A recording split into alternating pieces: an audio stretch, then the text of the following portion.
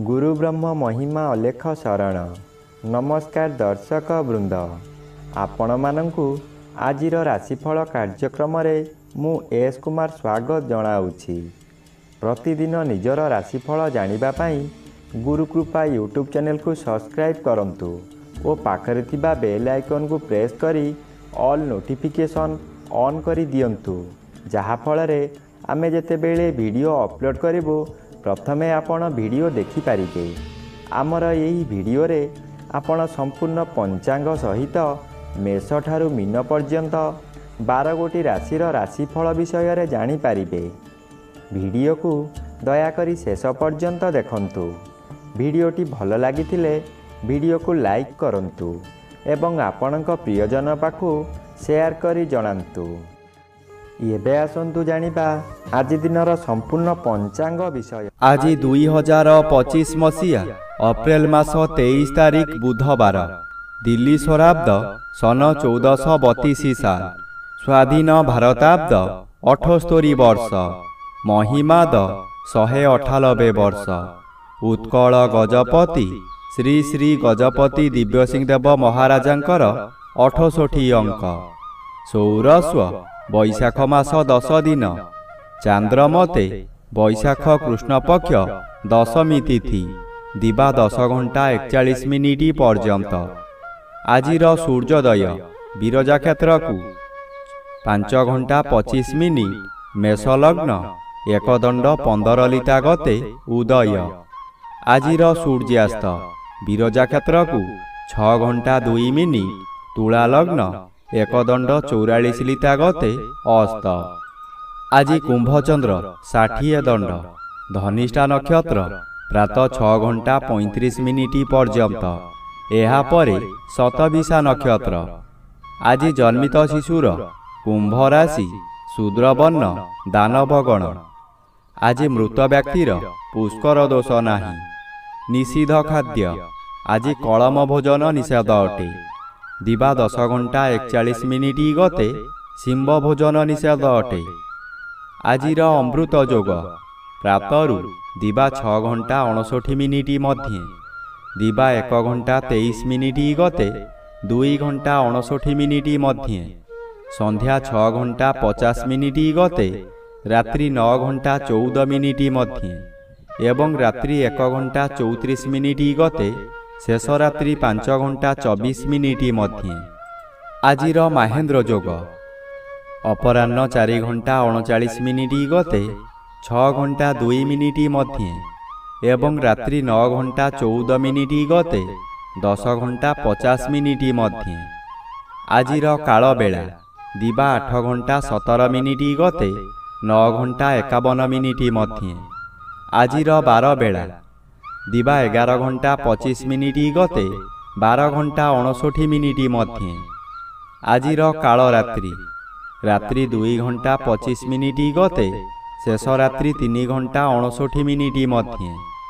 आजिर राहु काल मध्याह्न 12 घंटा ठारू 1 घंटा 30 मिनिट मध्य।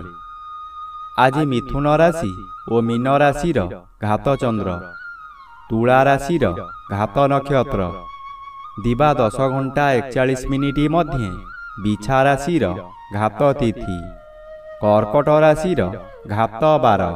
प्रिय बंधुगण, एबे आसंतु जानिबा मेष ठारू मीन पर्यंत 12 गोटी राशिर राशिफल विषय रे। राशि चक्रर प्रथम राशि मेष राशि।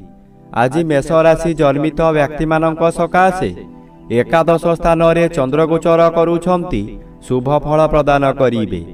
आपण बहु दिनरु जेउ कार्य सकाशे अपेक्षा करिथिले ताहा एही समय रे निश्चय पूरण हेब। कोनोसी ऑफिसर को साक्षात पाउ नथुले, एबे तांको सहित साक्षात हेब। तांको सहयोग रे आपण बहु नूतन काम पाई उपकृत हेबे। नूतन अलंकार व्यवहार करिबे। परिवार आपणकु सपोर्ट करिब। एबे आसंतु जानिबा राशि चक्रर द्वितीय राशि वृष राशि विषय रे। आज वृष राशि जन्मित व्यक्ति मानक सकाशे 10म स्थान रे चंद्रगोचर करुथिबारु शुभ फल मिलिब।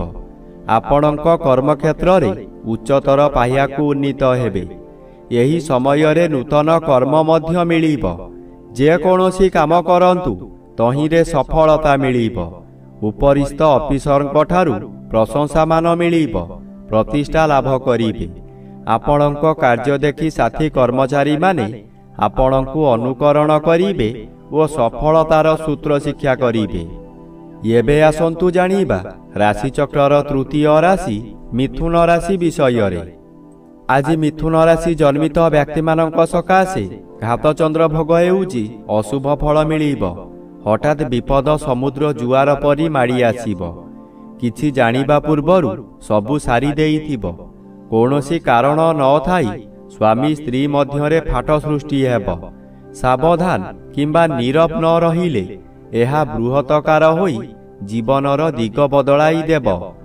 କେବଳ ଆପଣଙ୍କ ଧର୍ମବଳ ଏଥିରୁ ରକ୍ଷା କରିପାରିବ। ପରିବାର ମଧ୍ୟରେ ପିତାପୁତ୍ର କଳହ ହେବ କିମ୍ବା ପିତୃହାନି ଘଟିପାରେ। ଏବେ ଆସନ୍ତୁ ଜାଣିବା ରାଶିଚକ୍ରର ଚତୁର୍ଥ ରାଶି କର୍କଟ ରାଶି ବିଷୟରେ। ଆଜି କର୍କଟ ରାଶି ଜନ୍ମିତ ବ୍ୟକ୍ତିମାନଙ୍କ ସକାଶେ ଘାତବାର ଅଶୁଭ ଓ ଅଷ୍ଟମ ଚନ୍ଦ୍ର ଅତି ଅଶୁଭ ଫଳ ପ୍ରଦାନ କରିବେ। ଏହି ସମୟରେ ଆପଣ ଯେଉଁ ସ୍ଥାନକୁ ଯିବେ ସେଠାରେ କଳହ ହେବ। ବିଭିନ୍ନ ପ୍ରକାର କ୍ଷତି ହୋଇ ଆପଣଙ୍କର ମଥା ବିଚଳିତ ହୋଇଯିବ। ରାସ୍ତାରେ ଯିବା ସମୟରେ ଆପଣ ଅନ୍ୟମନସ୍କ ହୋଇପାରନ୍ତି। ସାବଧାନ ନ ରହିଲେ ଯାନବାହନ ଦୁର୍ଘଟଣାକୁ ଏଡ଼ାଇ ଦେଇ ହେବ ନାହିଁ। ଏହି ସମୟରେ ଆପଣଙ୍କୁ ଗରମ ଜ୍ୱର ମଧ୍ୟ ହୋଇପାରେ। ଏବେ ଆସନ୍ତୁ ଜାଣିବା ରାଶିଚକ୍ରର ପଞ୍ଚମ ରାଶି ସିଂହ ରାଶି ବିଷୟରେ। ଆଜି ସିଂହ ରାଶି ଜନ୍ମିତ ବ୍ୟକ୍ତିମାନଙ୍କ ସକାଶେ ସପ୍ତମ ସ୍ଥାନରେ ଚନ୍ଦ୍ରଗୋଚର କରୁଛନ୍ତି। ଆପଣଙ୍କର ପ୍ରତ୍ୟେକ ଦିଗରୁ ଶୁଭ ଫଳ ମିଳିବ। ଏହି ସମୟରେ ଚାକିରି ନ ପାଉଥିବା ବ୍ୟକ୍ତି ଚାକିରି ପାଇପାରନ୍ତି। ଚାକିରି କରୁଥିବା ବ୍ୟକ୍ତିମାନଙ୍କର ପଦୋନ୍ନତି ହୋଇପାରେ। ବ୍ୟବସାୟ କରୁଥିବା ବ୍ୟକ୍ତି ଅଧିକ ବ୍ୟବସାୟକୁ ବୃଦ୍ଧି କରିପାରନ୍ତି। ଉତ୍ତମ ରୂପେ ବ୍ୟବସାୟ ଚାଲିବ। ଆଶାଠାରୁ ଅଧିକ ଲାଭ କରିବେ। ପରିବାରକୁ ନୂତନ ବନ୍ଧୁ ଆସିପାରନ୍ତି। ଅବିବାହିତ ମାନଙ୍କର ବିବାହ ହୋଇପାରେ। ଏବେ ଆସନ୍ତୁ ଜାଣିବା ରାଶିଚକ୍ରର ଷଷ୍ଠ ରାଶି କନ୍ୟା ରାଶି ବିଷୟରେ। ଆଜି କନ୍ୟା ରାଶି ଜନ୍ମିତ ବ୍ୟକ୍ତିମାନଙ୍କ ସକାଶେ ଷଷ୍ଠ ସ୍ଥାନରେ ଚନ୍ଦ୍ରଗୋଚର କରୁଛନ୍ତି ଶୁଭ ଫଳ ପ୍ରଦାନ କରିବେ। ଆପଣଙ୍କ ମନ ମଧ୍ୟରେ ହସ ଖୁସିର ଉତ୍ତମ ବାତାବରଣ ଖେଳିଯିବ। ବିଗତ ଦିନମାନଙ୍କରେ ଆପଣ ପ୍ରତ୍ୟେକ କାର୍ଯ୍ୟରେ ଫେଲ୍ ମାରିଥିଲେ। ଏବେ ଯେଉଁ କାର୍ଯ୍ୟ କରିବାକୁ ଆଗ୍ରହ ପ୍ରକାଶ କରିବେ ତହିଁରେ ସଫଳତା ନିଶ୍ଚୟ ମିଳିବ। ଷଷ୍ଠ ଚନ୍ଦ୍ର ଆର୍ଥିକ ଦୃଷ୍ଟିରେ ଉନ୍ନତି ଆଣେ। ଆପଣ ଯେଉଁ ବ୍ୟବସାୟ କରୁଛନ୍ତି ତହିଁରେ ଆଶାଠାରୁ ଅଧିକ ଆୟ କରିବେ। ଏବେ ଆସନ୍ତୁ ଜାଣିବା ରାଶିଚକ୍ରର ସପ୍ତମ ରାଶି ତୁଳା ରାଶି ବିଷୟରେ। ଆଜି ତୁଳା ରାଶି ଜନ୍ମିତ ବ୍ୟକ୍ତିମାନଙ୍କ ସକାଶେ ସପ୍ତମ ସ୍ଥାନରେ ରବି ଓ ପଞ୍ଚମ ସ୍ଥାନରେ ଚନ୍ଦ୍ରଗୋଚର କରୁଛନ୍ତି ଅଶୁଭ ଫଳ ପ୍ରଦାନ କରିବେ। ଘାତ ନକ୍ଷତ୍ର ଅଶୁଭକୁ ବୃଦ୍ଧି କରାଇବ। ହଠାତ୍ ସ୍ୱାସ୍ଥ୍ୟହାନି ହେବ। କୌଣସି ଗୋଟାଏ କାମ କରିବାର ସମୟ ନିର୍ଦ୍ଧାରିତ ହୋଇସାରିଥିବ, କିନ୍ତୁ ଆପଣଙ୍କ ଶରୀର ଅସୁସ୍ଥ ହେବା କାରଣରୁ ଆପଣ କଥା ଦେଇ କଥା ରଖିପାରିବେ ନାହିଁ। ମନରେ ଦୁଃଖ ଯନ୍ତ୍ରଣା ଭୋଗିବେ। ମନରେ ଦୁଶ୍ଚିନ୍ତା ବଢ଼ିଯିବାରୁ ରୋଗ ମାଡ଼ି ବସିବ। ବହୁ କଷ୍ଟ ଭୋଗିବେ। ଏବେ ଆସନ୍ତୁ ଜାଣିବା ରାଶିଚକ୍ରର ଅଷ୍ଟମ ରାଶି ବିଛା ରାଶି ବିଷୟରେ। ଆଜି ବିଛା ରାଶି ଜନ୍ମିତ ବ୍ୟକ୍ତିମାନଙ୍କ ସକାଶେ ଷଷ୍ଠ ରବି ଶୁଭ ଓ ଚତୁର୍ଥ ସ୍ଥାନରେ ଚନ୍ଦ୍ରଗୋଚର କରୁଛନ୍ତି ଶୁଭ ଫଳ ପ୍ରଦାନ କରିବେ। ଆଜି ବେଶୀ ବିଚଳିତ ଲାଗିବ ନାହିଁ। ଧୈର୍ଯ୍ୟର ସହିତ ଆଗକୁ ଆଗକୁ ମାଡ଼ିଯିବେ। ଅର୍ଥ ଆସିବାର ବାଟ ଫିଟିଯିବ, କିନ୍ତୁ ତତ୍କ୍ଷଣାତ୍ ମିଳିବ ନାହିଁ। ଚାକିରି କରୁଥିବା ବ୍ୟକ୍ତିମାନେ ଶୁଭ ଖବର ପାଇ ଆନନ୍ଦିତ ହେବେ। ଚତୁର୍ଥ ସ୍ଥାନ ବିଦ୍ୟାସ୍ଥାନ ଓ ମାତୃସ୍ଥାନ ହୋଇଥିବାରୁ ମାତୃ ସହିତ କିଛି କଥା କଟାକଟି ହୋଇପାରେ। ବିଦ୍ୟାର୍ଥୀମାନେ ବିଦ୍ୟାରେ ଉନ୍ନତି କରିବେ। ଏବେ ଆସନ୍ତୁ ଜାଣିବା ରାଶିଚକ୍ରର ନବମ ରାଶି ଧନୁ ରାଶି ବିଷୟରେ।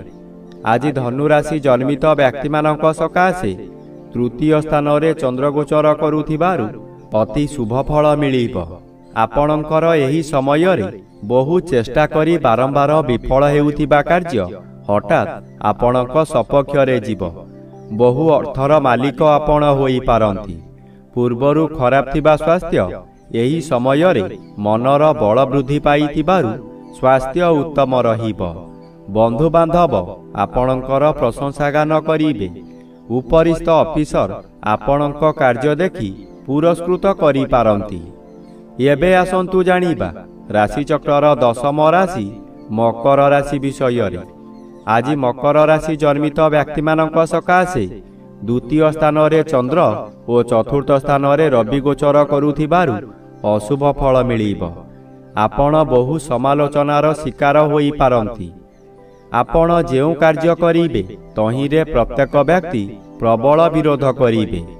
ଏହି ସମୟରେ ଆପଣଙ୍କର ନାସା କର୍ଣ୍ଣ ଚକ୍ଷୁ ଆଦିରେ ଆଘାତ ଲାଗିପାରେ। ସାମାନ୍ୟ କଥାରେ ଆପଣ ଉତ୍ତେଜିତ ହୋଇଯିବେ। ନିଜ ଜିଦ୍ ରଖିବାକୁ ଯାଇ ବହୁତ ଅର୍ଥହାନି କରିବେ। ଏବେ ଆସନ୍ତୁ ଜାଣିବା ରାଶିଚକ୍ରର ଏକାଦଶ ରାଶି କୁମ୍ଭ ରାଶି ବିଷୟରେ। ଆଜି କୁମ୍ଭ ରାଶି ଜନ୍ମିତ ବ୍ୟକ୍ତିମାନଙ୍କ ସକାଶେ ଶ୍ରୀଚନ୍ଦ୍ର ଗୋଚରରେ ଭ୍ରମଣ କରୁଥିବାରୁ କେତେକାଂଶରେ ଶୁଭ ଫଳ ମିଳିବ। ଘରକୁ କୌଣସି ଅତିଥି ଆଗମନ କରିପାରନ୍ତି। ଗୃହରେ ଖାଇବା ଧୁମଧାମ ହେବ। ନୂତନ ବସ୍ତ୍ର ଆଭୂଷଣ ବ୍ୟବହାର କରିବେ। ଯଦି କୌଣସି ସ୍ଥାନକୁ ଯାତ୍ରା କରିବାର ଅଛି ଆଜି ସ୍ଥଗିତ ରଖନ୍ତୁ। ପଶୁ କ୍ରୟ ବିକ୍ରୟ କରନ୍ତୁ ନାହିଁ। ଖରିଦ କରିଥିବା ପଶୁ ନଷ୍ଟ ହୋଇଯାଇପାରେ। ଗଣ୍ଡଗୋଳ କାର୍ଯ୍ୟଠାରୁ ଦୂରେଇ ରୁହନ୍ତୁ। ଏବେ ଆସନ୍ତୁ ଜାଣିବା ରାଶିଚକ୍ରର ଦ୍ୱାଦଶ ବା ଶେଷ ରାଶି ମୀନ ରାଶି ବିଷୟରେ। ଆଜି ମୀନ ରାଶି ଜନ୍ମିତ ବ୍ୟକ୍ତିମାନଙ୍କ ସକାଶେ ଘାତଚନ୍ଦ୍ର ଭୋଗ ହେଉଛି। ଘାତଚନ୍ଦ୍ର ସର୍ବଦା ଅଶୁଭ କରାଇବ। ଘରେ ବାହାରେ ପ୍ରତ୍ୟେକ ସ୍ଥାନରେ ଆପଣ ଅପଦସ୍ଥ ହେବେ। ବହୁ ପରିମାଣର ବ୍ୟୟ ହେବ। ଶରୀର ଅସୁସ୍ଥ ହେବ। ମଥା ବିଚଳିତ ରହିବା କାରଣରୁ ରାସ୍ତା ଦୁର୍ଘଟଣା ମଧ୍ୟ ହୋଇପାରେ।